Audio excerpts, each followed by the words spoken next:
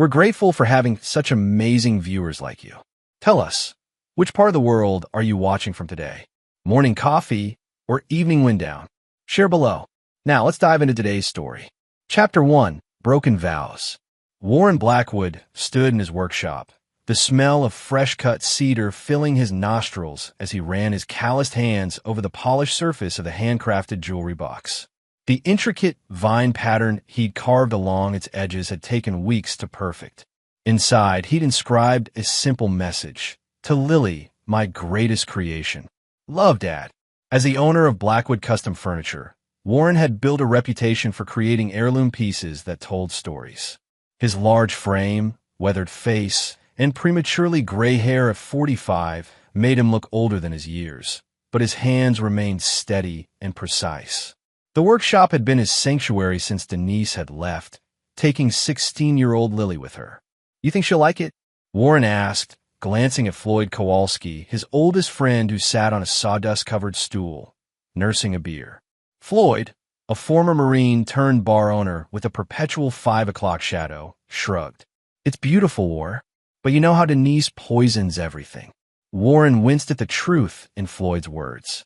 7 years ago, his world had imploded when he discovered Denise's affair with Victor Preston, a slick real estate developer with shark-like instincts and the moral compass of a rattlesnake.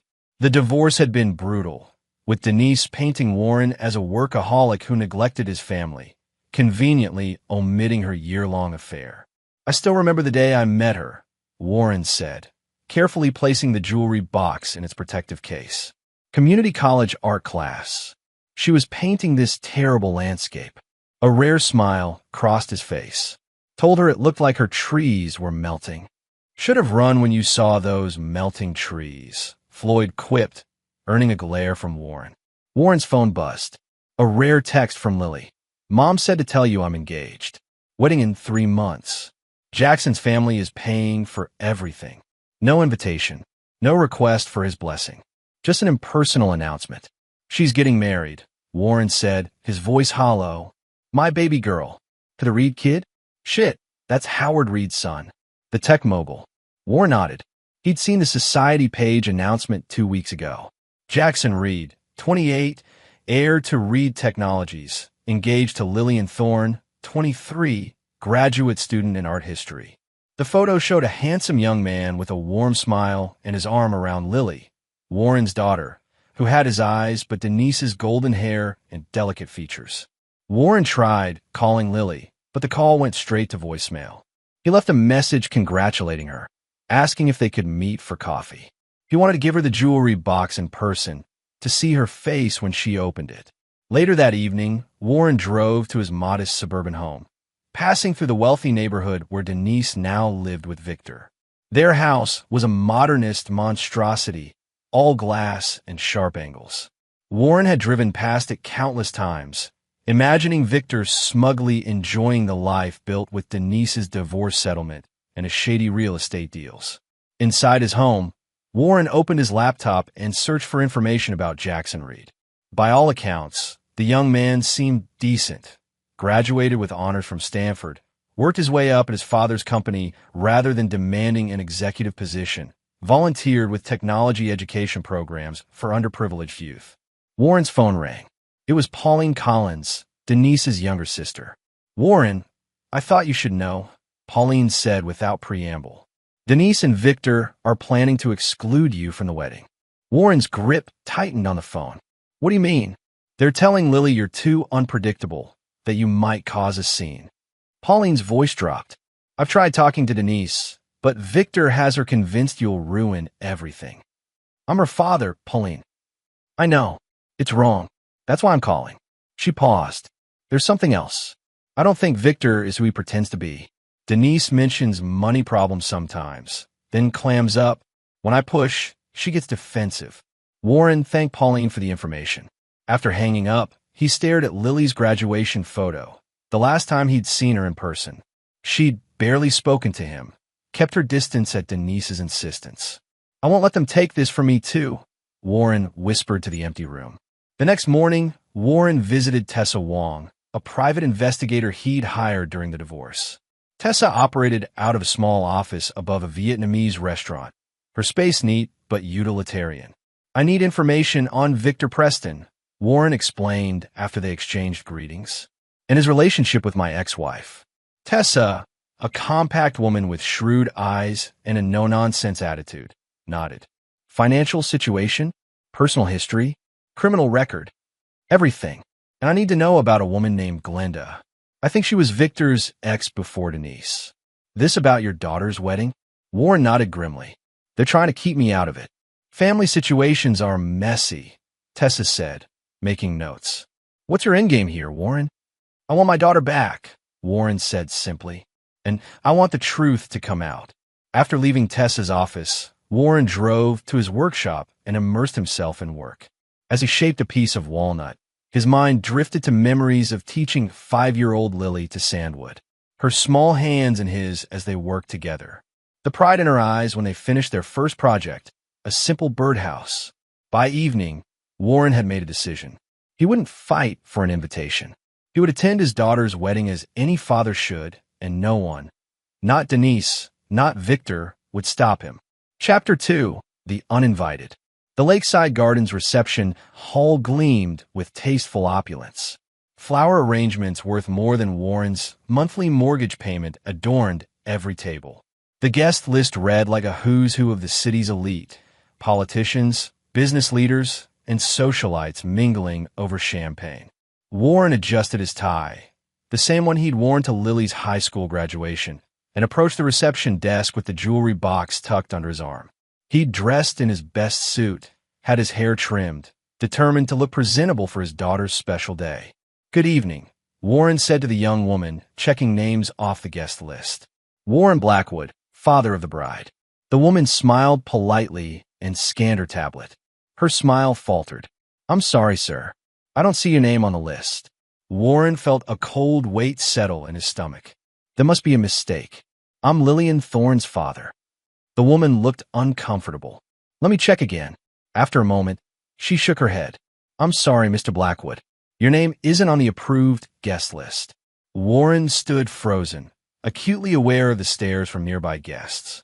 The jewelry box felt heavy in his hands. Warren, Denise's voice cut through his humiliation. She approached in a designer dress that probably cost more than his car, her blonde hair styled immaculately, looking barely a day over 35 despite being 50. Denise, Warren acknowledged, keeping his voice steady. There seems to be a misunderstanding. My name isn't on the guest list. Denise's smile was practiced, polite for any onlookers, but her eyes were cold. It's not a misunderstanding. Warren felt his face flush with anger, but kept his composure. She's my daughter too. Is she? Denise stepped closer, lowering her voice. Where were you when she needed braces? When she had panic attacks before college interviews? When she cried over her first breakup? You know damn well I tried to be there. You blocked me at every turn. Victor appeared at Denise's side, a proprietary hand sliding around her waist. At 53, he still maintained the lean physique of a man who spent more time on appearances than substance. His silver-flecked dark hair was expensively cut, his smile practiced. Problem here? Victor asked, his voice smooth but with an undercurrent of warning. No problem, Warren said, meeting Victor's gaze directly. I came to give my daughter a wedding gift and wish her happiness. You can leave it with us, Victor said dismissively. Warren shook his head. I'd like to give it to her myself. That's not happening, Victor said, dropping all pretense of civility. Security is very strict about uninvited guests. Warren looked past them, hoping to catch a glimpse of Lily. Did she know? Did Lily agree to ban her own father from her wedding? A flicker of discomfort crossed Denise's face. We made the decision for her. Today is stressful enough without adding family drama. Sorry, your name isn't on the list. Warren repeated the receptionist's words. Is that what you told her? That I'm not family anymore. Denise's expression hardened. You forfeited that right years ago. Warren felt a surge of anger, but suppressed it. He wouldn't give them the satisfaction of losing control. He looked directly at Denise. Did you really think you were invited? Strangers aren't allowed. Victor stepped forward, intimidating. You heard my wife. You're not welcome here. Warren looked at both of them, a calm settling over him. Then I'll live like a stranger. He placed the jewelry box on the reception desk. Make sure she gets this. With dignity intact, Warren turned and walked toward the exit, ignoring the curious stares of the other guests. Outside, he paused to take a deep breath of the cool evening air, his hands trembling slightly. The valets watched him sympathetically as he walked to his truck parked across the street. He hadn't even used the valet service, sensing he might need a quick exit. As Warren sat in his truck, staring at the glittering venue, his phone rang. "Floyd, how'd it go?" Floyd asked. "About as expected," Warren replied, his voice tight. "Come to the bar. First round's on me." Warren started the engine, but couldn't bring himself to drive away just yet. Through the windows of the venue, he could see the celebration continuing without him. Somewhere inside, his daughter was celebrating the most important day of her young life, and he wasn't allowed to witness it. His phone buzzed with a text from an unknown number. "Mr. Blackwood, this is Jackson Reed. We need to talk about what just happened. My fiancée should have her father at our wedding." Warren stared at the message, a small flame of hope flickering to life. Chapter 3. The Groom's Stand. Jackson Reed had grown up with everything money could buy, but his mother's early death had taught him the one thing wealth couldn't purchase: time with family. At 28, he had his father's analytical mind and his mother's compassion, a combination that served him well as the innovation director at Reed Technologies. When he spotted Warren Blackwood being turned away from the wedding reception, something didn't sit right. The man hadn't caused a scene, hadn't raised his voice. He'd simply left with dignity, leaving behind a beautifully wrapped package. Jackson excused himself from a conversation with his father's business associates and found Lily surrounded by bridesmaids. "Can we talk privately for a minute?" he asked, taking her hand. In a quiet corner, Jackson chose his words carefully. "I just saw your dad try to attend the reception. He was turned away." Lily's blue eyes, so like Warren's, widened in surprise. "Dad came. You didn't know he was coming?" "Mom said he declined the invitation, that he was too busy with work." Lily's voice faltered. "He wasn't invited, was he?" Jackson shook his head. "From what I could see, your mother and Victor had him removed from the guest list." Lily's face crumpled. "They promised me they'd invited him. I should have checked myself, but with all the wedding planning and my thesis defense." Jackson held her hands. "It's not too late. The ceremony isn't until tomorrow. We can call him." Lily hesitated, years of manipulated perceptions creating doubt. "Mom always said he chose his business over us, that he didn't fight for custody because he didn't want the responsibility. Is that why you've been distant with him?" "Lily, have you ever asked him his side?" Lily stopped. "No, I just accepted what Mom told me." Jackson took out his phone. "I got his number from the vendor list. Your mom tried to remove it, but I saw that he made the arch we're getting married under." Lily's eyes filled with tears. "He did. She told me it was from Victor's architect friend. It has a small WB carved into the back. I noticed it during the venue setup." Jackson squeezed her hand. "Call him Lily." Lily took the phone, but hesitated. "What if Mom's right? What if he doesn't care? The man I saw tonight brought a gift and wore a suit that's seen better days. He didn't make a scene when turned away. That's not the action of someone who doesn't care." While Lily considered this, Jackson went in search of Denise and Victor. He found them mingling with guests, playing the perfect hosts. "Could I speak with you both privately?" Jackson asked, his polite tone masking his anger. In a side room, Jackson dispensed with pleasantries. "Why wasn't Lily's father invited to our wedding?" Victor stepped forward, placating. "Jackson, there's history here you don't understand. Warren has anger issues. He's unpredictable." "Really?" "Because the man I just saw leave was completely dignified despite being humiliated." Denise touched Jackson's arm. "Sweetie, we were protecting Lily. Warren abandoned us years ago." "That's not what his employee told me when I commissioned the wedding arch," Jackson countered. "He said Warren fought for visitation rights for years before Lily started refusing to see him." Denise's smile faltered. "His employee would say that. Why did you lie to Lily about the arch? Why tell her Warren declined an invitation that was never sent?" Victor's expression hardened. "Listen, son, I'm not your son," Jackson interrupted, "and I'm starting to wonder what else you've lied about." We've welcomed you into our family, Denise said, her voice brittle. Don't throw that away over Warren's manipulation. Jackson stepped back. I've texted Warren.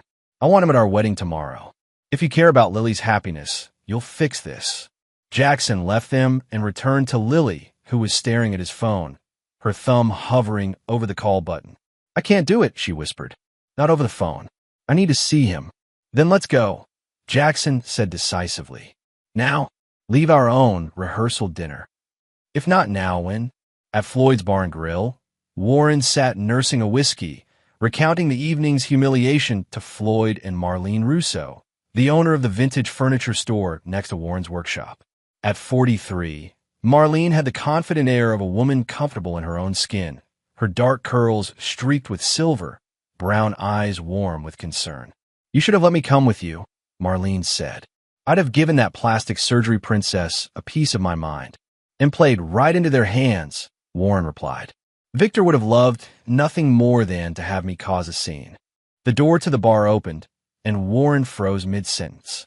Lily stood in the entrance, Jackson Reed beside her, both still in their formal attire from the rehearsal dinner. Floyd nudged Warren. Incoming. Warren stood as Lily approached, taking in the sight of his daughter, her golden hair, his blue eyes, her mother's delicate chin. She'd grown into a beautiful woman in the years they'd been estranged. Dad, Lily said, her voice small. Lily, Warren replied, unsure what to say next. Jackson stepped forward, offering his hand. Mr. Blackwood, I'm Jackson Reed. I'm very sorry about what happened tonight. Warren shook the younger man's hand, noting his firm grip and direct gaze. Call me Warren. An awkward silence fell. Marlene broke it with characteristic directness. I'm going to take Floyd to help me inventory the bar, she announced, dragging a protesting Floyd away. Left alone with the young couple, Warren gestured to the booth. Would you like to sit? They slid into the booth. Lily perched nervously on the edge of her seat. I didn't know you weren't invited, she blurted out. Mom told me you declined. Warren's jaw tightened. That's not true. I never received an invitation to decline. I should have known. I should have called you myself. It's not your fault, Lily. But it is, she insisted. I believed everything they told me about you. That you didn't fight for custody. That you didn't want to be involved in my life. Warren felt old anger rising. I filed for joint custody. Your mother fought it with expensive lawyers. When that didn't work, she convinced you I was the villain. Lily looked down at her hands. I remember her crying, saying you wanted to take me away from her. That you thought she was a bad mother. I never said that. Warren's voice was firm but gentle. Your mother is many things, but I always respected her as your mother. Jackson observed the exchange quietly, then spoke. Warren, I want you at our wedding tomorrow.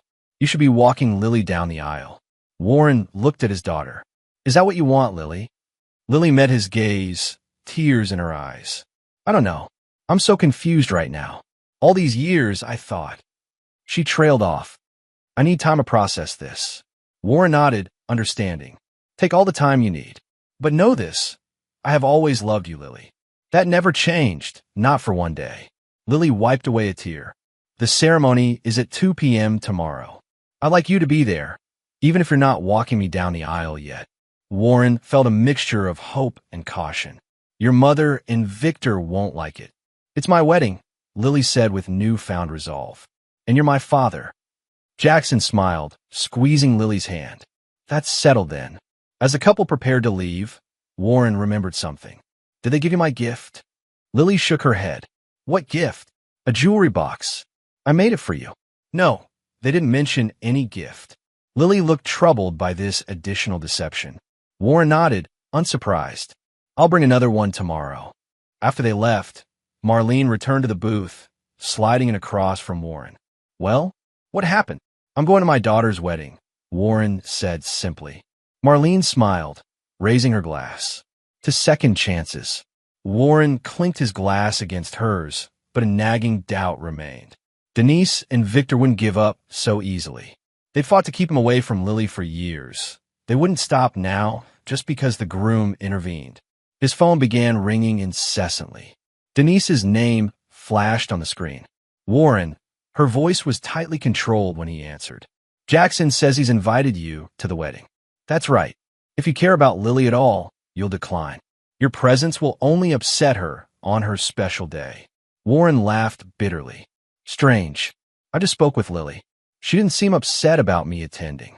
Denise's voice turned venomous. You always were good at manipulating her. Victor and I have spent years protecting her from your influence. Is that what you call lying to her? Protection? We did what was necessary. The lies stop now, Denise, Warren said firmly. I'm attending my daughter's wedding. If anyone causes a scene, it won't be me. He ended the call, turning to find Marlene watching him with a mix of concern and admiration. You okay? She asked. Warren took a deep breath. Tomorrow's going to be interesting. Want backup? I clean up nice. Warren considered the offer. Actually, I think I would. As he drove home that night, Warren realized that for the first time in years, he felt something like hope. Fragile, vulnerable, but undeniably present. Chapter 4. Harsh Truths. The St. Augustine Episcopal Church stood as an architectural testament to old money and tradition, its stone facade gleaming in the afternoon sunlight.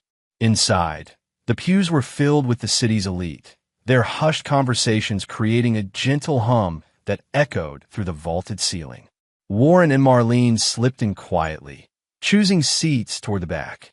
Warren wore a new charcoal suit purchased that morning at Marlene's insistence. If you're walking into the lion's den, she'd said, at least look like the better lion. Marlene, in a deep green dress that complemented her olive complexion, squeezed his hand reassuringly. You good? Warren nodded, though his heart pounded. He brought another jewelry box, identical to the first, wrapped in silver paper. Several guests glanced their way, whispering behind programs. Warren recognized some faces from business functions, people who'd heard Denise and Victor's version of events for years. Quite the crowd, Marlene murmured. Half of them look like they're here for the networking opportunities rather than the wedding. Victor's circle, Warren confirmed.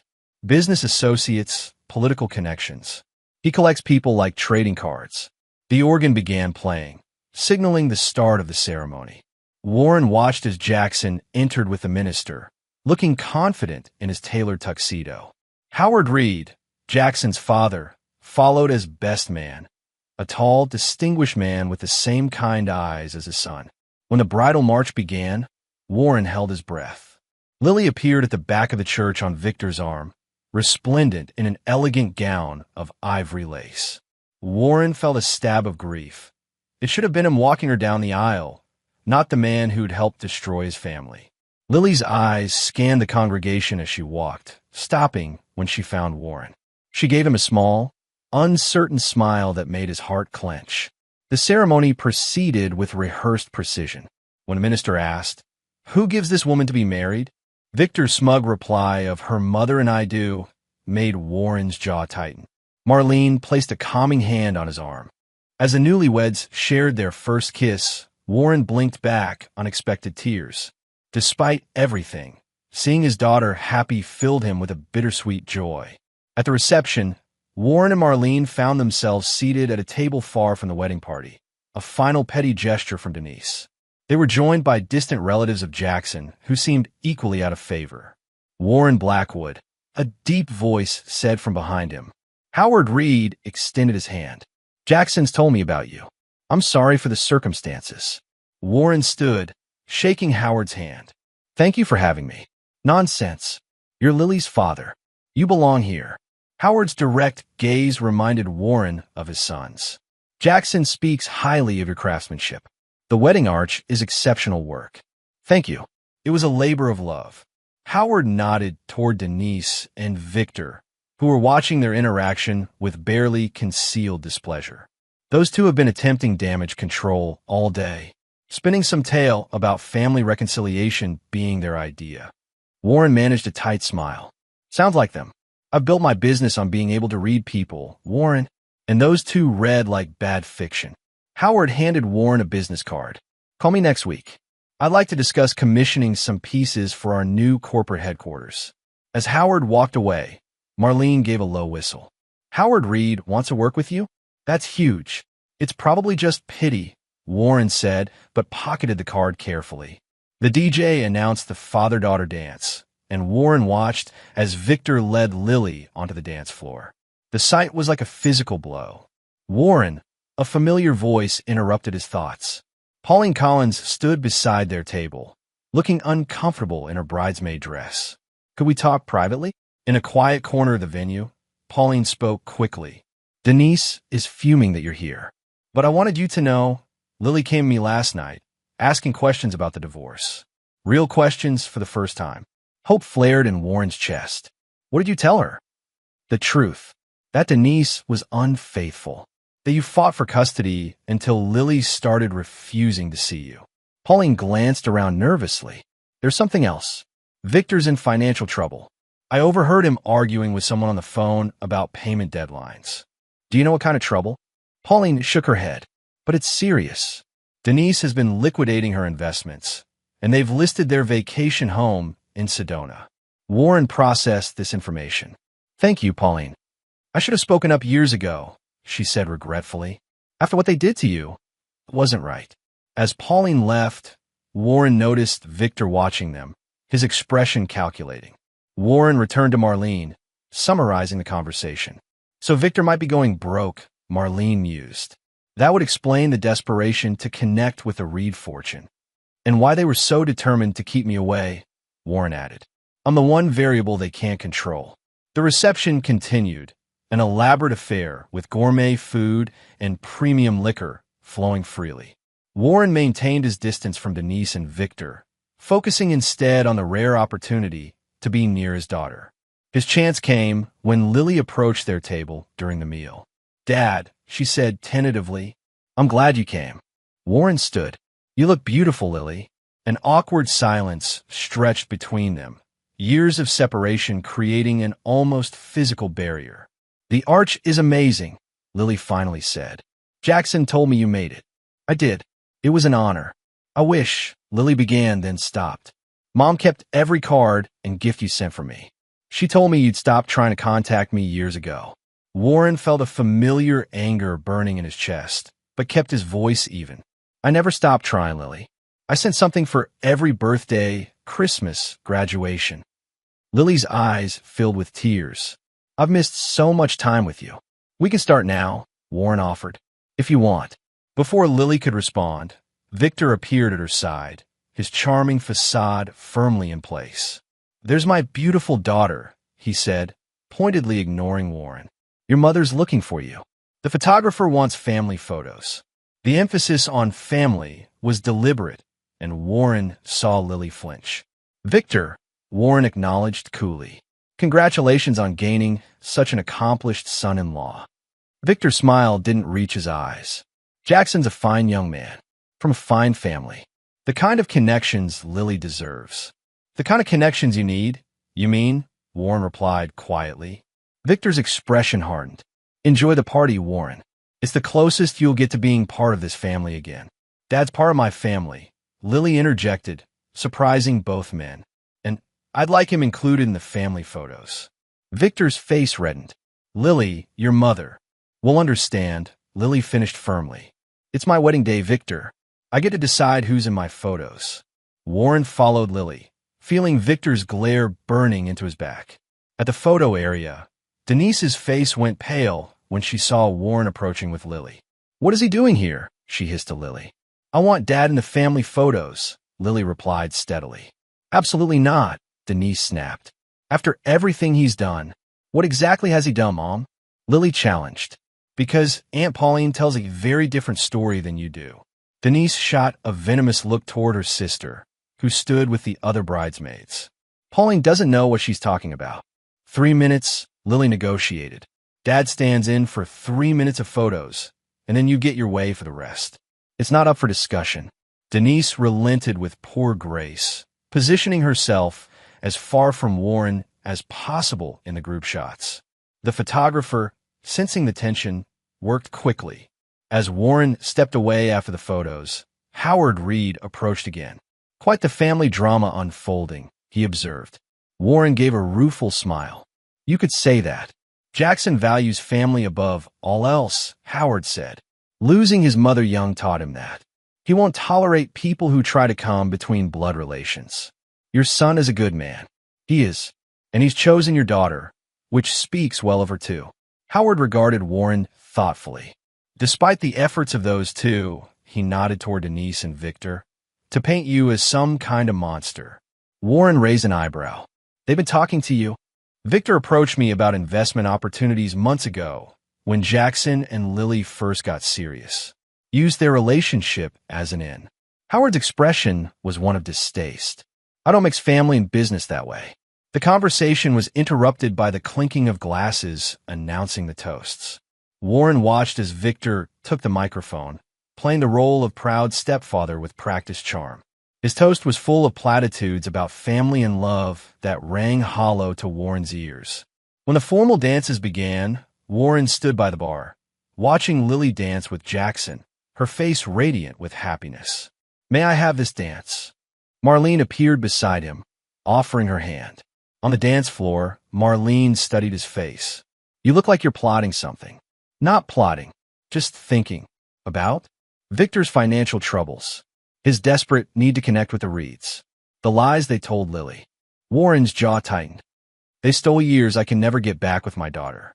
So what now?" Warren's eyes met hers, a quiet determination in them. "Now I find out exactly what Victor's hiding, and I make sure Lily knows the truth about everything." Across the room, Victor watched them dancing, his expression calculating.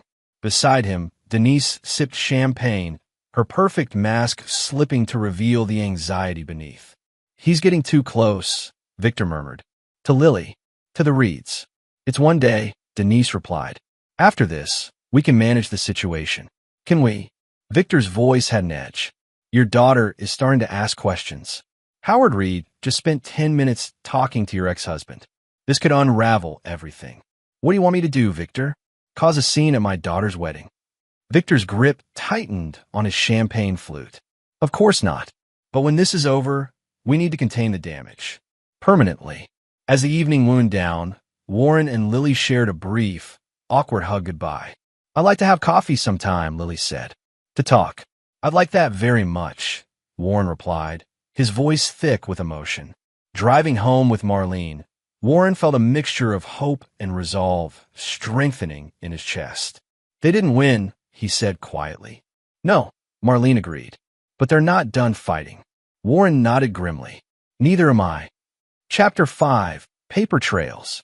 1 week after the wedding, Warren sat in Tessa Wong's office, examining the files she'd compiled on Victor Preston.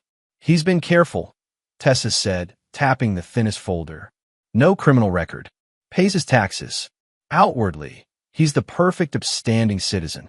But," Warren prompted, "but his business dealings are interesting." She opened a thicker folder. Preston Development Group has started and dissolved 6 different LLCs in the past 5 years.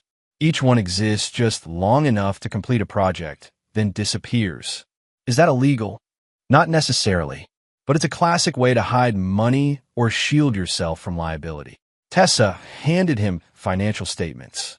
"He's also taken out multiple high-interest loans recently, some from legitimate banks, others from less reputable sources." Warren frowned at the documents. "He's underwater.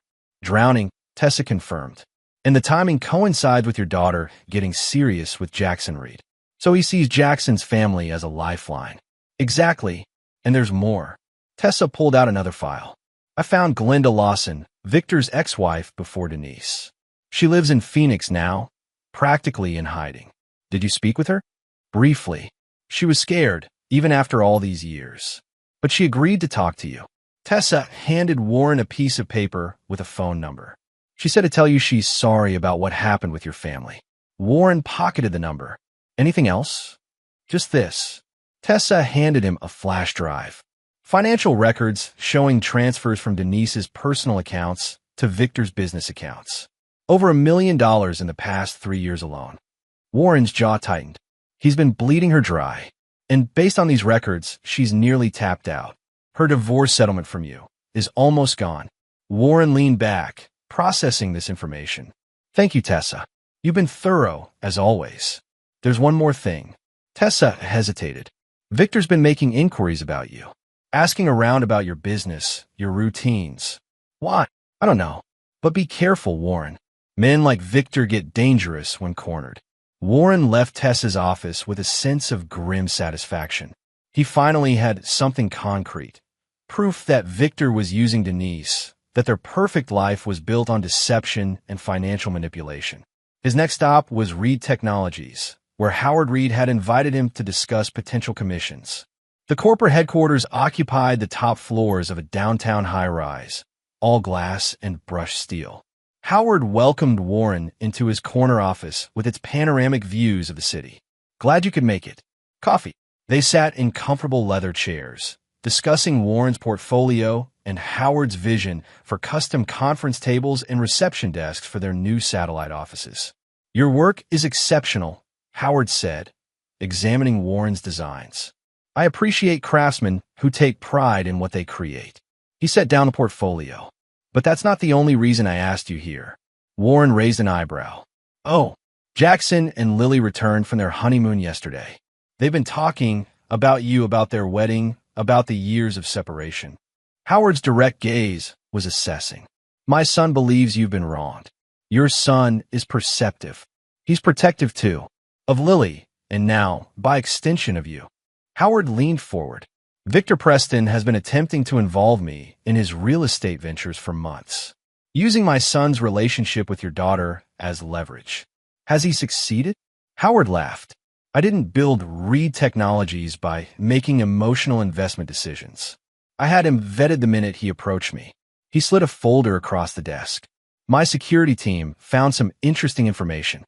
Warren opened the folder to find reports similar to Tessa's, but with additional details. Connections to development projects that had cut regulatory corners, investors who had lost money in Victor's schemes. "Why are you sharing this with me?" Warren asked. "Because I protect what's mine," Howard said simply. "My son loves your daughter. That makes you family in my book. Victor Preston, on the other hand, is a parasite. I can't argue with that assessment. Let me be blunt, Warren. I believe Victor cultivated his relationship with your ex-wife specifically to gain access to your daughter, recognizing her academic potential and social connections." Warren's hands tightened on the folder. "You think he targeted my family deliberately?" "I think Victor Preston identifies opportunities and exploits them. Your ex-wife was vulnerable after your separation. Your daughter was an investment in future connections." Howard's expression hardened. "Men like that don't deserve second chances." "No," Warren agreed quietly. "They don't." After leaving Reed Technologies, Warren called the number Tessa had given him. Glenda Lawson answered on the third ring, her voice cautious. "Mrs. Lawson, my name is Warren Blackwood. Tessa Wong gave me your number." "The investigator," Glenda confirmed. "She said you're another of Victor's victims." "In a manner of speaking. He's married to my ex-wife and has kept me from my daughter for years." Glenda's bitter laugh came through the phone. "That sounds like Victor. He isolated me from my family, too. I'd like to hear your story, if you're willing to share it." There was a long pause. "It's not something I talk about. I've spent years trying to forget." "I understand," Warren said gently. "But it might help my daughter. And others." Another pause. "I'm coming to the city next month for my niece's graduation. We could meet then." Warren agreed, thanking her for her willingness to talk. That evening, Warren met Lily for coffee at a neutral location, a quiet cafe halfway between his workshop and her new apartment with Jackson. She arrived first, nervously shredding a napkin as she waited. "Dad," she said, standing as he approached. "Lily," he replied, unsure whether to hug her. They settled for an awkward half embrace before sitting. "How was the honeymoon?" Warren asked after they'd ordered. "Beautiful. Jackson rented a villa in Santorini." Lily fidgeted with her wedding ring. "I wanted to thank you for coming to the wedding. I know it couldn't have been easy. I wouldn't have missed it for anything." A silence fell between them, heavy with unspoken words and lost years. "Aunt Pauline told me things," Lily finally said. "About you and Mom. About the divorce." Warren nodded, waiting. "She said Mom was having an affair with Victor before you separated. That you found out and confronted them." Lily's blue eyes, so like his own, searched his face. "Is that true?" "Yes," Warren confirmed quietly. "I came home early from a work trip. They were together in our bed." Lily winced. "Mom always said you grew apart." That you chose your business over your marriage. That's not what happened. Why didn't you fight harder for me? After the divorce, Warren felt old pain surfacing. I did fight, Lily. I spent every penny I had on lawyers. But your mother had Victor's money behind her, and she convinced you that I was the villain. I remember her crying, Lily said slowly, saying you were trying to take me away from her, that you thought she was unfit. I never said that. I wanted joint custody, time with both parents.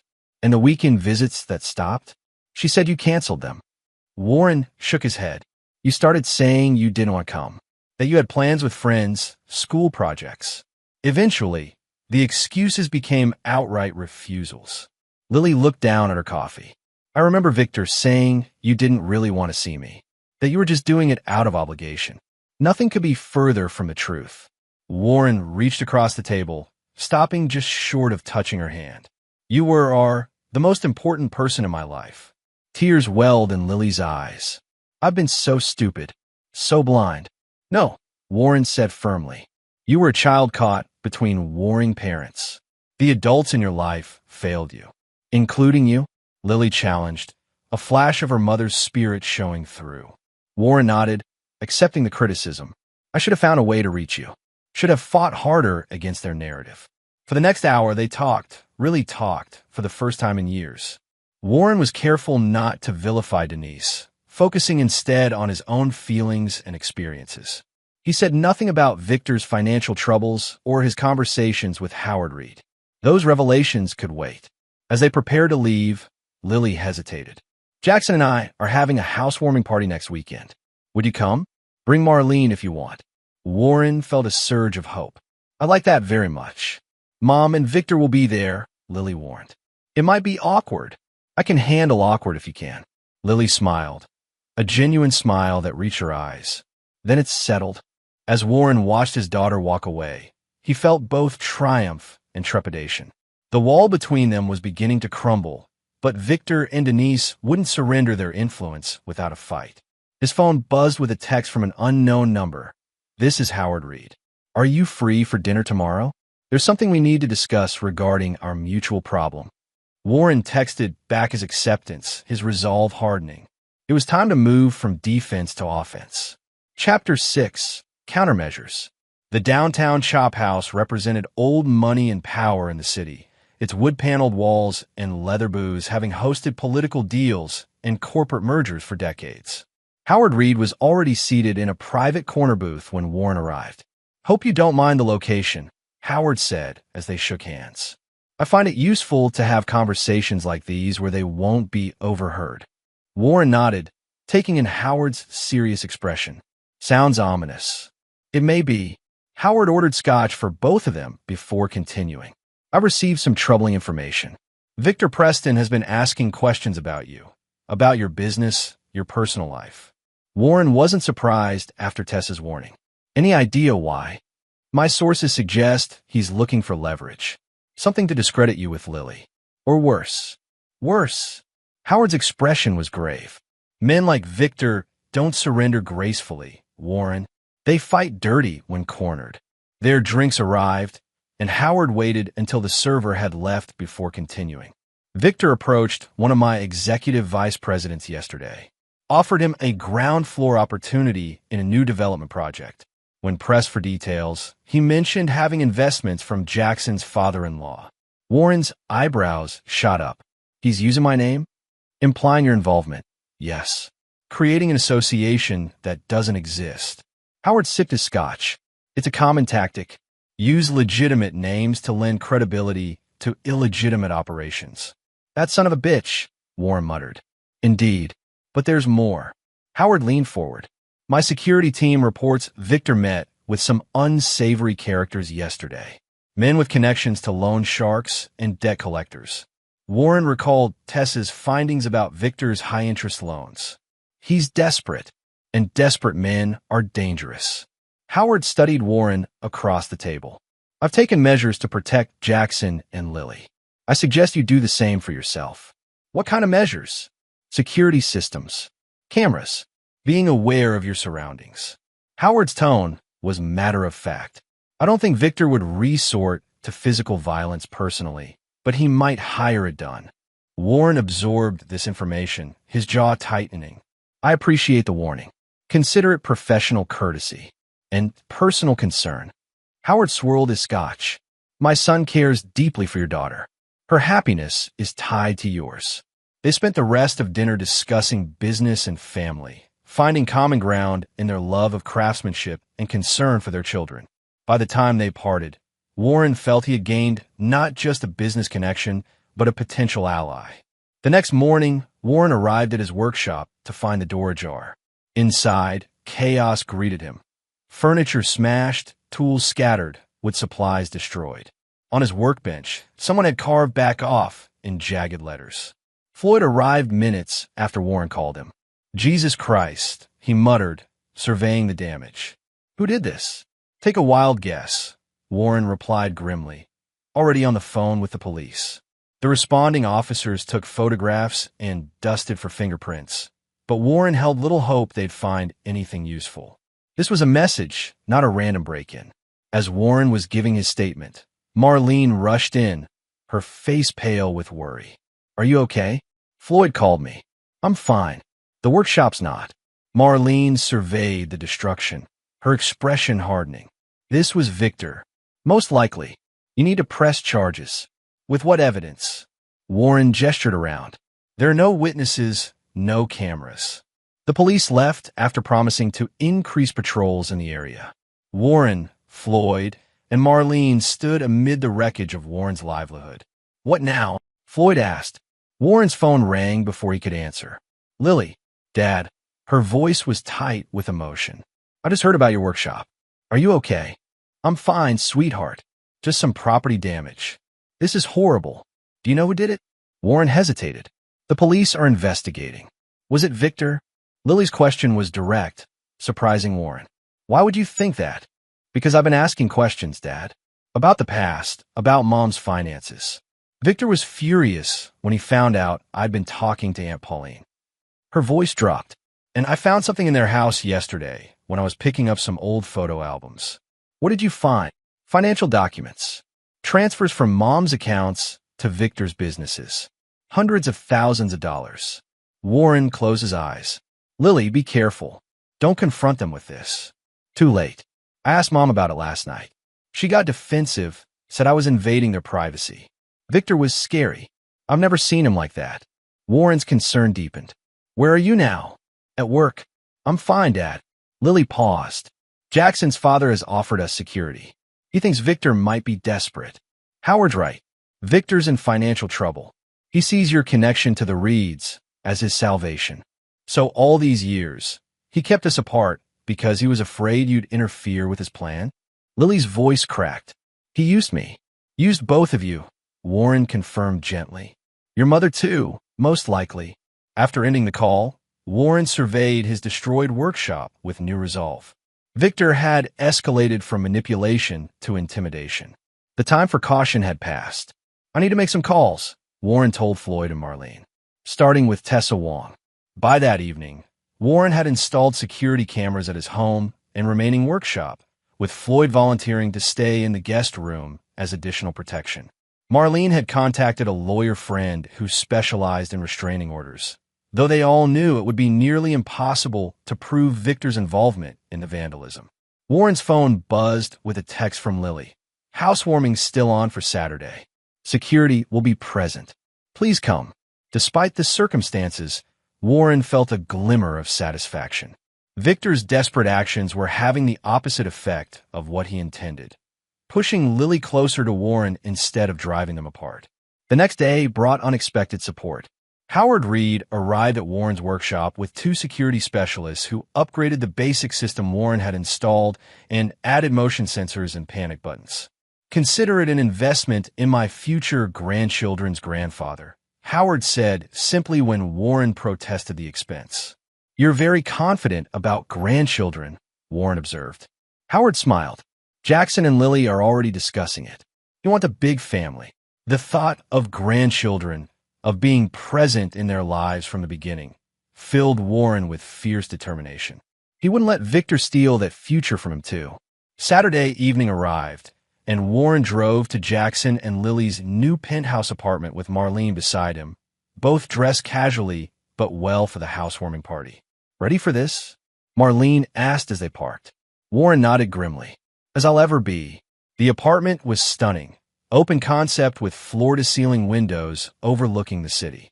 About 30 guests mingled throughout the space, many from the wedding that Warren recognized. Jackson greeted them warmly at the door. "Warren, Marlene, glad you could make it." He lowered his voice. "Fair warning, Victor and Denise are here. Security's keeping an eye on them." Warren nodded his thanks, scanning the room. He spotted Denise by the bar, looking tense despite her perfect makeup and designer dress. Victor was holding court with a group of men in one corner, his charming facade firmly in place. Lily approached, hugging Warren and Marlene. "Thank you for coming. I know it must be awkward." "Nothing would keep me away," Warren assured her. The party progressed with the forced politeness of people determined to avoid confrontation. Warren kept his distance from Denise and Victor, focusing instead on reconnecting with his daughter and getting to know her new husband better. The careful balance shattered when Victor, several drinks in, approached Warren by the windows. "Enjoying yourself?" Victor asked, his tone falsely casual. "Playing the devoted father after all these years." Warren kept his voice even. "I've always been devoted, Victor. You just worked very hard to hide that fact." Victor's smile didn't reach his eyes. "You know, Warren, accidents happen in wood shops all the time.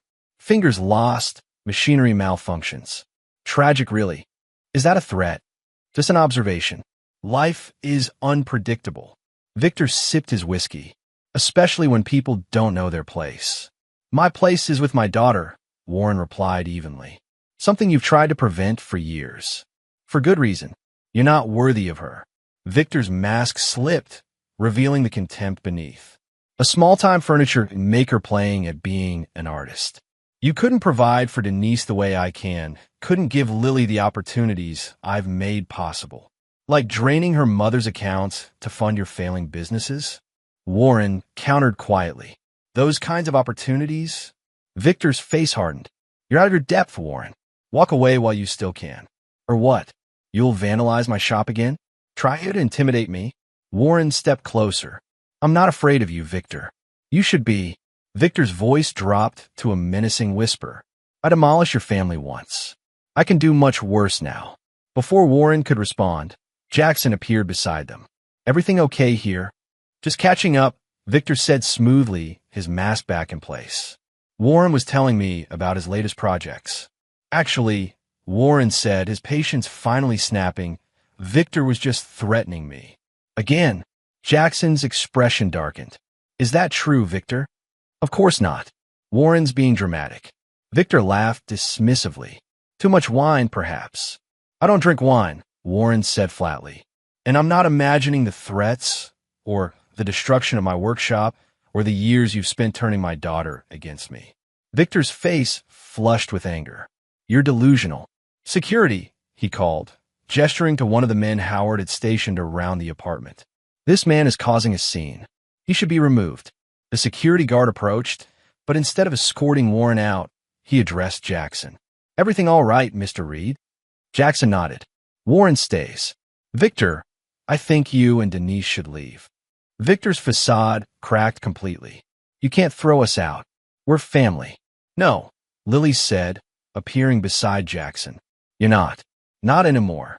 Denise rushed over, sensing the confrontation. "Lily, what's happening?" "I know everything, Mom," Lily said, her voice steady despite the tears in her eyes. "About Dad, about the divorce, about the money you've given Victor.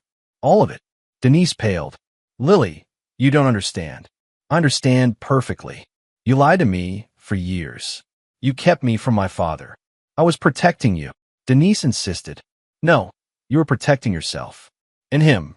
Lily gestured to Victor, whose charm had abandoned him completely, leaving only naked calculation in his expression. "This is ridiculous," Victor snapped.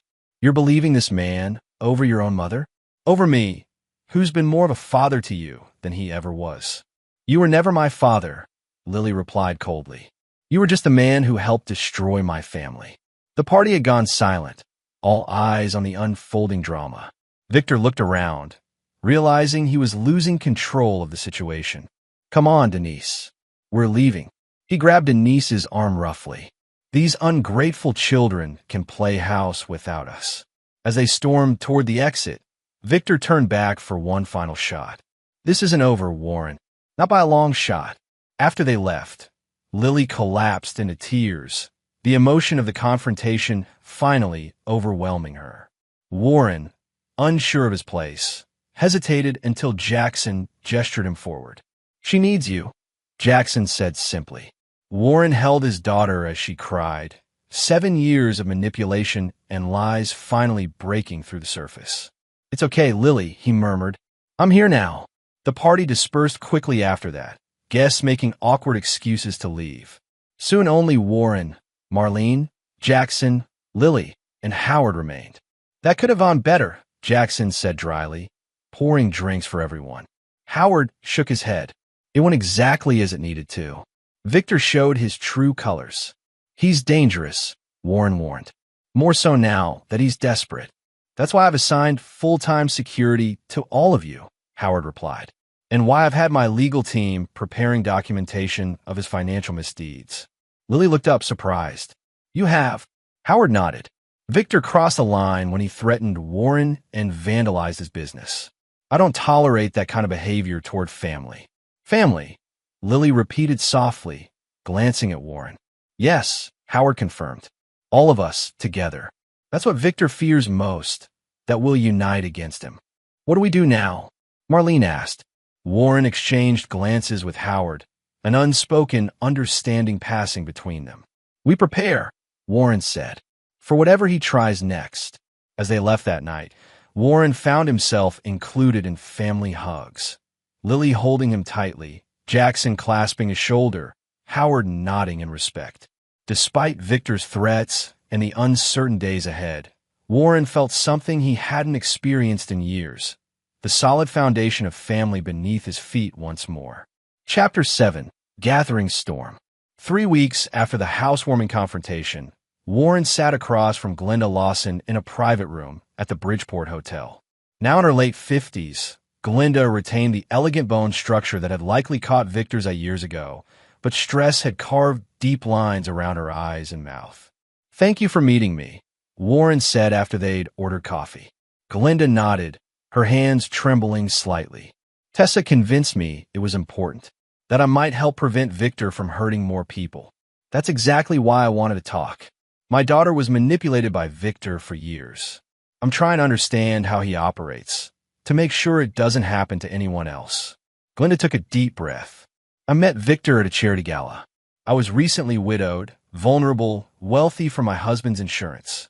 Her bitter smile held no humor. "Perfect prey. How long were you married?" 3 years. Long enough for him to isolate me from friends and family, convince me my judgment couldn't be trusted, and gain control of my finances." Glenda's voice remained remarkably steady despite the painful subject. "By the time I realized what was happening, he transferred most of my assets to his business accounts." "How did you get away?" "My brother refused to be shut out. He kept showing up, kept calling, even when Victor tried to prevent it. Eventually, he helped me see what was happening."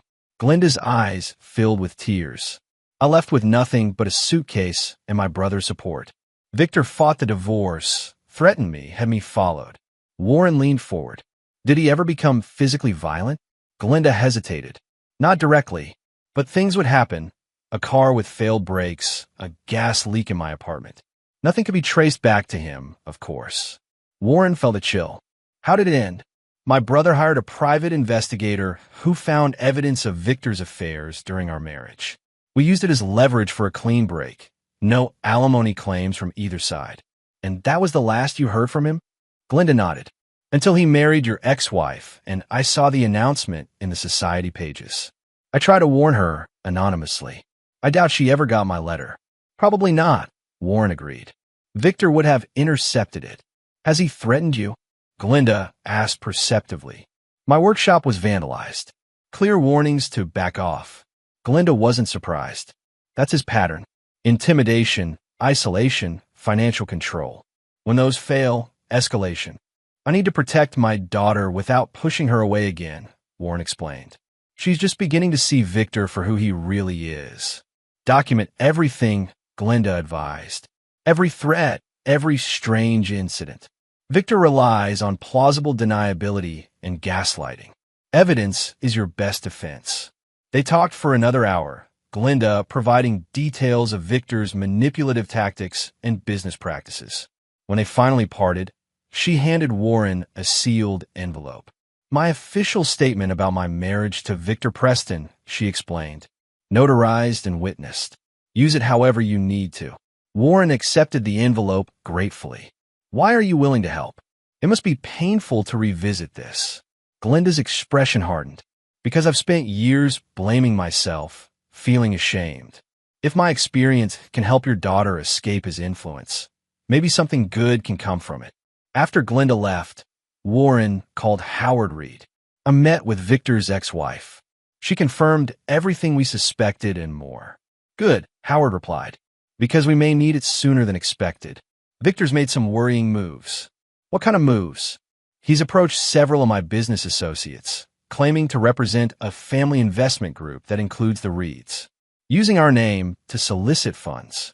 Howard's voice was tight with controlled anger. My legal team is preparing cease and desist letters, but that's just treating symptoms. What do you suggest? A more permanent solution. Can you meet tomorrow? My office, 3 p.m. Bring everything you have on Victor. Warren agreed, then called Tessa to request copies of all her findings. Next, he contacted Floyd and Marlene, asking them to compile any evidence of threats or vandalism. Finally, he reached out to Pauline, who promised to bring financial documents she'd secretly copied from Denise's home office. The pieces were coming together for a confrontation Warren had been anticipating for years. That evening, Lily called, sounding distressed. Dad, Mom showed up at my office today. She was crying, saying Victor's changed, that he's been having mood swings, making threats. Warren tensed. What kind of threats? She wouldn't specify, just said she's afraid of him now. Lily sounded conflicted. I don't know if I should believe her after everything, but she seemed genuinely terrified. Be careful, Lily. This could be another manipulation, or she could really be in trouble. Lily sighed. Despite everything, she's still my mother. I know, sweetheart. Warren hesitated. I'm meeting with Howard tomorrow. We're putting together evidence of Victor's activities. If your mother is truly afraid, maybe she should come forward with what she knows. I'll suggest it, Lily promised. But she's been under his influence for so long. People can change when they see the truth, Warren said, thinking of his daughter's own journey.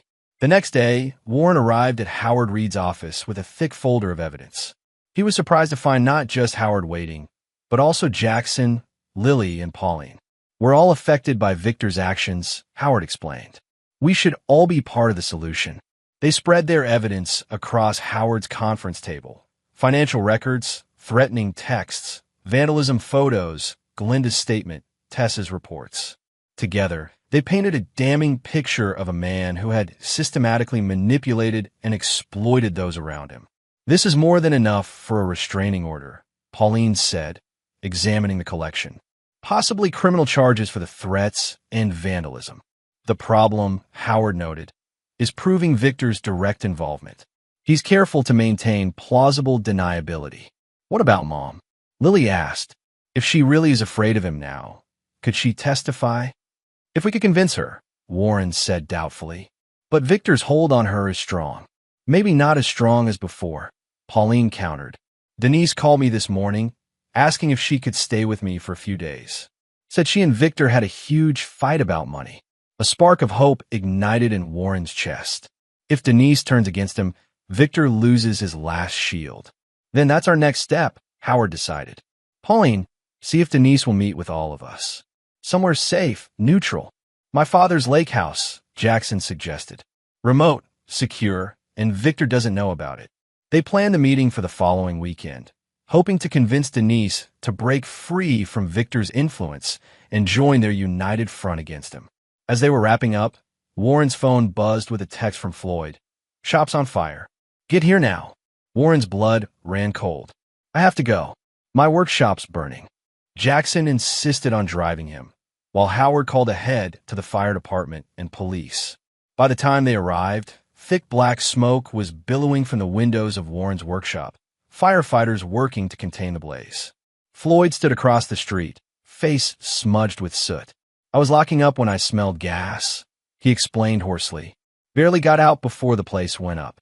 "Was anyone hurt?" Warren asked urgently. "No, thank God. But Warren, this wasn't an accident. I found a broken window in the back, and the gas line had been tampered with." A police detective approached, introducing herself as Detective Rivera. "Mr. Blackwood, we're treating this as possible arson. Do you have any security footage?" "Yes, cameras on all entrances. The feedback's up to a cloud server." While Warren provided access information to the detective, Howard made calls, arranging for additional security for everyone involved and expediting their plans to confront Victor. That night, Warren stayed at Marlene's apartment, too shaken to return to his empty house. They sat on her couch, a bottle of whiskey between them. "He could have killed Floyd," Warren said, his voice hollow, "if he'd been working late like he usually does." Marlene squeezed his hand. "But he wasn't. And now we have proof of how far Victor will go." Warren nodded grimly. "No more waiting. No more gathering evidence. It's time to end this." The next morning brought unexpected news. Detective Rivera called to report they had identified a suspect from the security footage, a known arsonist with ties to loan sharks Victor had borrowed from. The man had been arrested trying to leave town. "Will he testify against Victor?" Warren asked. "He's considering a deal," Rivera confirmed. "But these guys are usually loyal to whoever pays them. We'll need more than his testimony to connect Victor to the arson." "I might have what you need," Warren said, thinking of the evidence they compiled. "Can I come to the station?" By that afternoon, Warren had shared their findings with Detective Rivera, who promised to pursue the connection to Victor aggressively. Meanwhile, Pauline confirmed that Denise had agreed to meet with them at the lake house that weekend. "She's terrified," Pauline reported. "Says Victor's become erratic, threatening. She's staying with me until the meeting." Everything was falling into place, but Warren remained cautious. Victor had proven himself dangerous and unpredictable. The final confrontation would require careful planning and preparation. Howard provided security for the lake house meeting. 2 professionals who swept the property for surveillance devices and maintained a perimeter. Warren, Lily, Jackson, Pauline, and Marlene arrived early, preparing the space and reviewing their strategy. Denise arrived last, looking nothing like the polished socialite Warren remembered from a wedding. Her designer clothes had been replaced by jeans and a sweater, her perfect makeup absent, dark circles visible beneath her eyes. "Thank you for coming," Lily said, hugging her mother tentatively. Denise clung to her daughter, tears streaming down her face. "I'm so sorry, Lily. For everything." They gathered in the lake house's spacious living room, Denise seated in the center, visibly nervous. "We're not here to attack you, Denise," Warren began, keeping his voice gentle despite years of justified anger.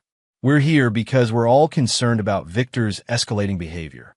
Denise nodded, wiping away tears. "I should have seen it years ago. The controlling behavior, the isolation, the financial demands. He's been bleeding me dry for years."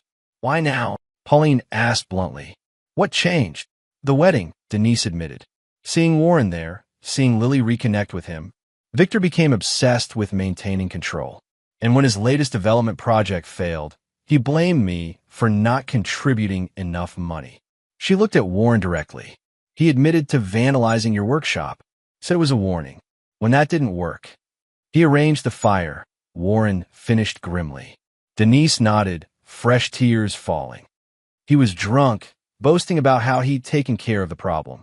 I realized then what I'd allowed into our lives." "We need your help, Denise," Howard said. "Your testimony, combined with the evidence we've gathered, could put Victor away for a long time." "He'll kill me," Denise whispered fearfully. "Not if we act first," Warren promised. "Together, we can end this." For the next 2 hours, they outlined everything they knew about Victor's activities: the financial fraud, the harassment, the arson, the pattern of abuse stretching back to Glenda. Denise filled in crucial gaps, including details of financial transactions Victor had forced her to make and conversations she'd recorded on her phone in recent weeks. "I'll testify," she finally agreed. For Lily, for all the years Victor stole from her and Warren. As they prepared to leave, Warren found himself alone with Denise for the first time in years. "I don't expect forgiveness," she said quietly. "What I did to you, to our family, it's unforgivable." Warren studied the woman he'd once loved, seeing both the familiar and the stranger she'd become. "We all made mistakes, Denise." "No," she shook her head firmly. "What I did was deliberate. I was hurt, angry, and I wanted to hurt you back. Using Lily that way." Her voice broke. "I'll regret it until the day I die." Warren felt years of anger beginning to loosen its grip on his heart. Not forgiveness yet, but perhaps the beginning of understanding. "Help us stop Victor. That's all I ask right now." Denise nodded, determination replacing fear in her eyes.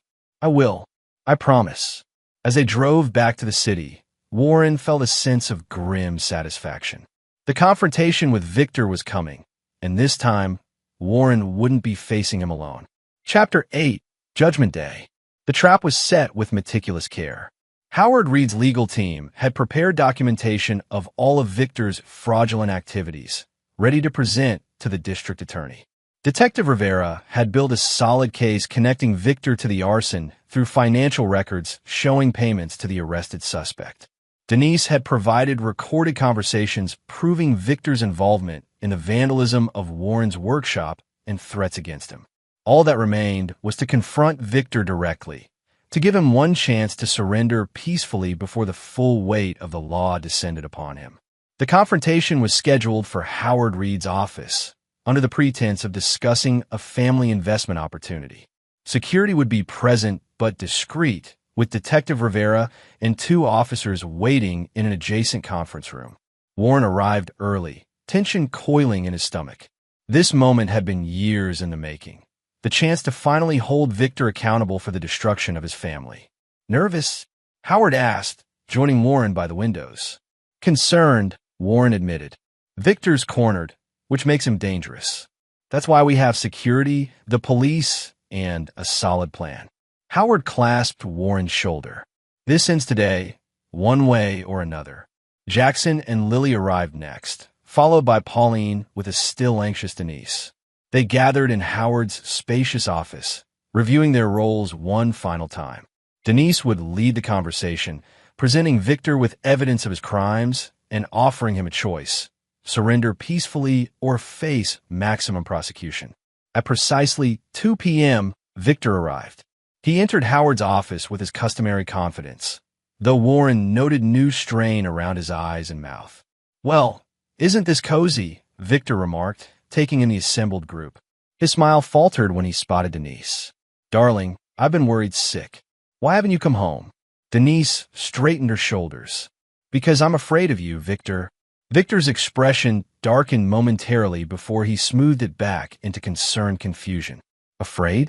Of me? Denise, what has gotten into you?" He glanced around the room, his gaze lingering on Warren. "What lies have they been telling you?"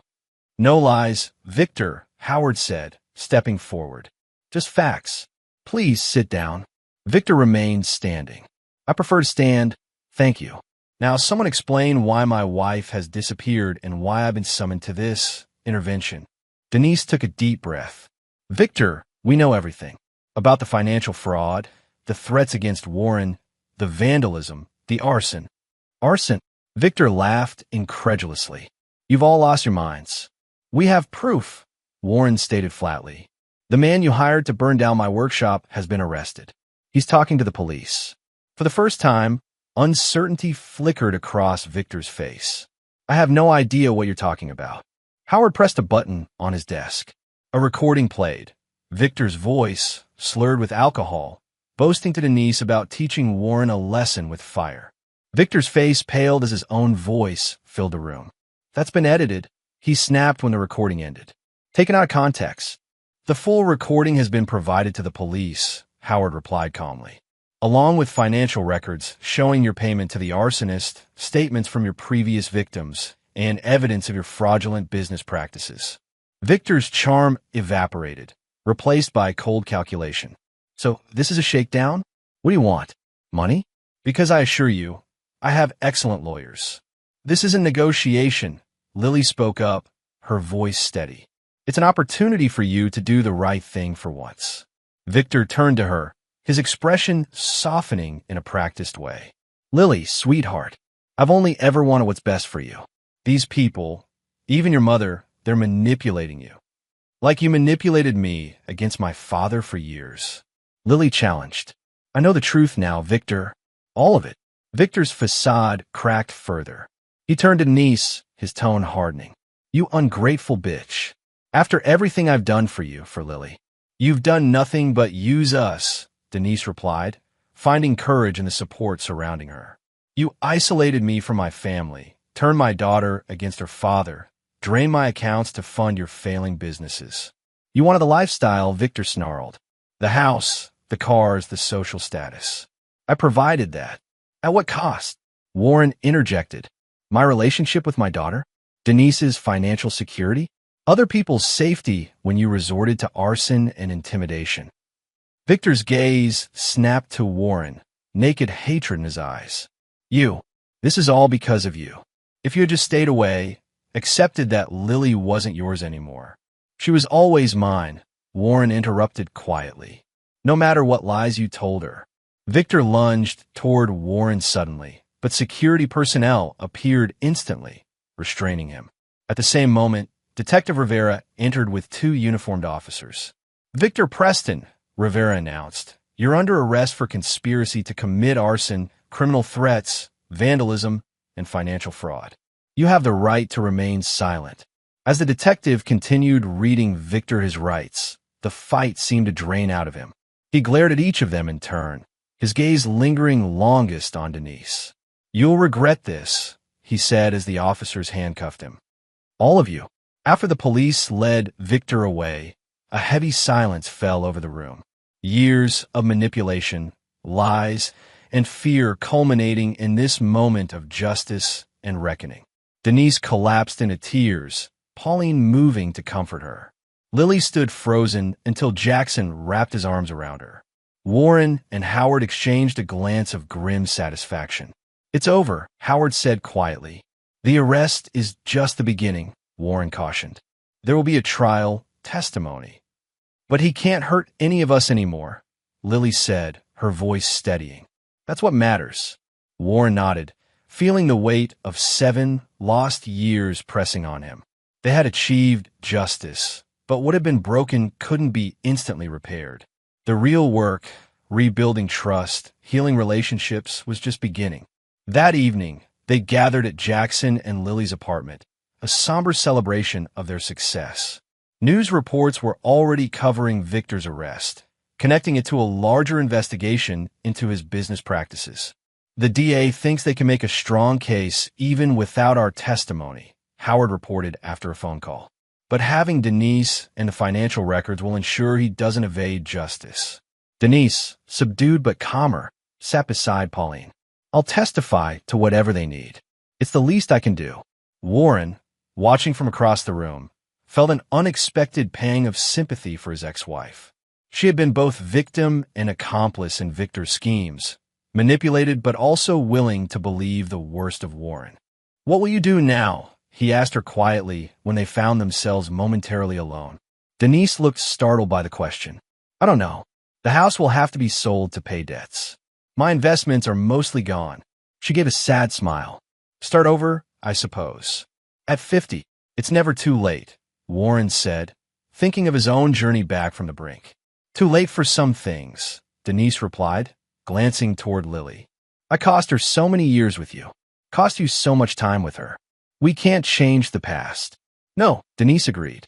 But I want you to know, I'm truly sorry, Warren. Not just because Victor turned out to be a monster, but because what I did was wrong. Using Lily against you, poisoning her mind. I was hurt and bitter, but that's no excuse. Warren nodded, accepting her apology without offering immediate forgiveness. Some wounds would take more time to heal. Later that night, as the gathering wound down, Lily approached Warren. Dad, would you help me with something? She led him to a small study off the main living area. Inside, carefully arranged on a table, were dozens of items: birthday cards, Christmas presents, graduation gifts, all unopened. "I found these in Mom's storage unit last week," Lily explained, her voice thick with emotion. "Everything you sent me over the years. She kept them from me, but she didn't throw them away."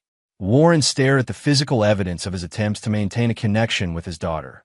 Gifts chosen with care, cards written with love, all unseen until now. "I thought maybe," Lily continued hesitantly, "we could open them together. If you want to." Warren felt tears threatening. "I'd like that very much." They sat together, opening 7 years of misconnections. Each card read aloud, each gift unwrapped with care. Warren explained the meaning behind each choice. The silver bracelet for her 16th birthday, engraved with their special saying. The first edition of her favorite childhood book for college graduation. The hand-carved chess set for her master's degree completion. By the time they finished, both were crying openly. Warren pulled his daughter into a hug, feeling the years of separation beginning to heal. "I'm so sorry, Dad," Lily whispered against his shoulder. "You have nothing to be sorry for," Warren assured her. "You were a child caught in an adult war. But I believe them. I should have questioned, should have reached out to you. That responsibility wasn't yours." Warren held her at arm's length. "All that matters now is that we've found our way back to each other." As they rejoined the others, Warren felt a sense of completion that had been missing for years. Victor was facing justice. Denise had acknowledged her wrongdoing. And most importantly, Warren had his daughter back. The road ahead would have challenges: rebuilding his business after the fire, navigating the legal proceedings against Victor, establishing new boundaries with Denise. But for the first time since that devastating day when he discovered Denise's betrayal, Warren felt genuine hope for the future. Chapter 9. New Beginnings. 6 months later, Warren stood in his newly rebuilt workshop, surveying the space with satisfaction. The insurance settlement, combined with a business loan from Howard Reed's bank, had allowed him to create a workspace even better than before. More natural light, improved equipment, enough room for the 2 apprentices he'd recently hired. The bell over the door jingled, announcing Marlene's arrival. She carried 2 cups of coffee and a newspaper tucked under her arm. "Morning, handsome," she greeted him with a kiss. "Thought you could use this. You've been here since dawn." Warren accepted the coffee gratefully. "Big day. Jackson and Lily are coming to see the finished crib. They're going to love it." Marlene admired the cherrywood crib Warren had spent months perfecting. "It's beautiful." Warren ran his hand over the smooth headboard, carved with an intricate tree of life design. "Hard to believe I'm going to be a grandfather in 2 months. Grandpa Warren." Marlene grinned. "Has a nice ring to it." The past 6 months had brought profound changes. Victor's trial had concluded with a 15-year sentence for arson, fraud, and criminal threats. Denise had testified against him, her cooperation earning her immunity from prosecution for financial improprieties. Warren had forgiven Denise, not instantly or easily, but gradually, recognizing that holding on to anger only poisoned his own happiness. They maintained a cautious, cordial relationship, united in their love for Lily and excitement about their coming grandchild. Denise had sold the house she'd shared with Victor, using the proceeds to clear debts and start a small interior design business. She was dating again, cautiously, a kind-hearted accountant who treated her with respect. Marlene had become an integral part of Warren's life, their relationship deepening from friendship to love. They were taking things slowly, both carrying baggage from previous relationships. But Warren had recently begun designing a ring, his intentions clear, if unspoken. The bell jingled again as Floyd entered, carrying a large package. Special delivery from Tessa Wong. Warren opened the package to find a framed newspaper article about Victor's sentencing, along with a note from Tessa: "Justice served. Thought you might want this souvenir. Should we hang it up?" Floyd suggested with a grin. Warren shook his head. No need to dwell on the past. This chapter's closed. The past months had also cemented Warren's friendship with Howard Reed. The older man had become a mentor and ally, providing business advice and commissioning custom furniture for Reed Technologies offices nationwide. Their shared values of craftsmanship, family, and integrity had created a bond that went beyond their children's marriage. At noon, Lily and Jackson arrived, her pregnancy now clearly visible in her 7th month. Warren embraced his daughter carefully, still marveling at the ease between them that had once seemed impossibly lost. "Let me see it," Lily said eagerly, moving toward the sheet-covered crib. Warren pulled away the covering to reveal his creation. The cherrywood gleamed with multiple coats of hand-rubbed finish, the carvings intricate but child-safe, every edge rounded and smooth. Lily gasped, running her hand over the tree of life carving. "It's perfect, Dad." "There's more," Warren said, showing them the hidden features. A drawer beneath for extra blankets, the rocking mechanism that could be locked in place when needed, the way it could later convert to a toddler bed. "You've thought of everything," Jackson said admiringly. "Thank you, Warren. This means a lot to us." "It's what grandfathers do," Warren replied simply. "Build things meant to last." After they had examined every detail of the crib, the four of them went to lunch at the cafe next door. Warren noticed Lily wincing slightly as she sat. "Back pain?" he asked with concern. Lily nodded. "Doctor says it's normal. Another 2 months of this to go. Your mother had the same issue when she was pregnant with you," Warren recalled. "We found a special pillow that helped." "You'll have to tell me about it," Lily said. "Mom's been sharing pregnancy stories, too. It's nice hearing both sides." Warren smiled, appreciating how far they'd all come. "I'm sure between all of us, this baby will have more support than it knows what to do with." Speaking of support, Jackson said, "Dad wanted me to invite you all to dinner this weekend. He's announcing a new charitable foundation, and he'd like Warren to be on the board." "Me?" Warren was surprised. "Why?" "Because you've got integrity and judgment," Jackson explained. "And because he considers you family now." Family. The word had new meaning for Warren now, expanded, redefined, stronger for having been tested and rebuilt. After lunch, Lily and Jackson left to meet with their pediatrician, promising to return the following weekend to transport the finished crib to their home. Back in the workshop, Warren and Marlene arranged tools for his afternoon class, a free woodworking course for at-risk teens that Warren had started as a way to give back to the community. "You know," Marlene observed, "a year ago, your life was in shambles. Workshop destroyed, estranged from your daughter, consumed by anger toward Victor and Denise." Warren nodded, acknowledging the truth in her words. "And now look," she continued. "New workshop, relationship with Lily restored, grandchild on the way, Victor behind bars, peace with Denise." She smiled warmly. "And me, of course." "Definitely you," Warren agreed, pulling her close. The best part of all, the first of his students began arriving, teenagers with troubled backgrounds who found focus and purpose in creating with their hands. Warren greeted each by name, seeing in them echoes of his younger self, working through grief and anger by shaping raw material into something beautiful. That evening, Warren sat on his back porch with Marlene beside him, watching the sunset. His phone buzzed with a text from Lily, an ultrasound image with the caption, "Baby's first picture for Grandpa." As he showed the image to Marlene, Warren reflected on the journey that had brought him here. 7 years ago, discovering Denise's betrayal had seemed like the end of everything he valued. The years of separation from Lily had been a wound that never healed, festering with anger and resentment. Then came the wedding invitation that never arrived, the humiliation at the reception, the now famous confrontation. "Sorry, your name isn't on the list." The shock, the hurt, confronting Denise. "Did you really think you were invited? Strangers aren't allowed." His dignified exit. "Then I'll live like a stranger." But that moment of deepest rejection had ultimately been the turning point.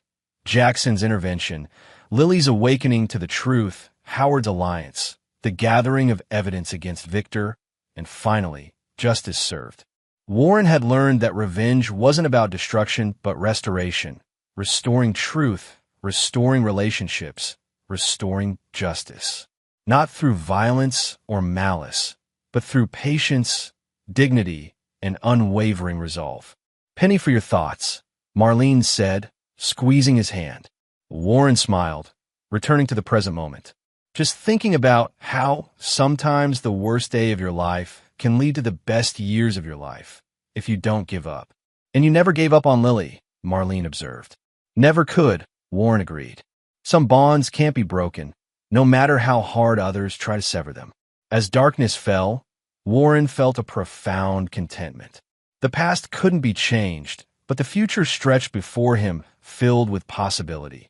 Watching his grandchild grow, building his business, deepening his relationship with Marlene, strengthening his renewed connection with Lily.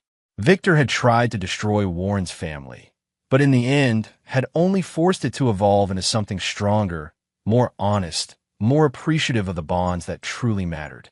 Warren thought of the inscription he'd carved inside his granddaughter's crib, words that summed up everything he'd learned through this long journey. Family isn't made by blood alone, but by love, truth, and the courage to fight for both. And there you have it. Another story comes to an end. What did you think?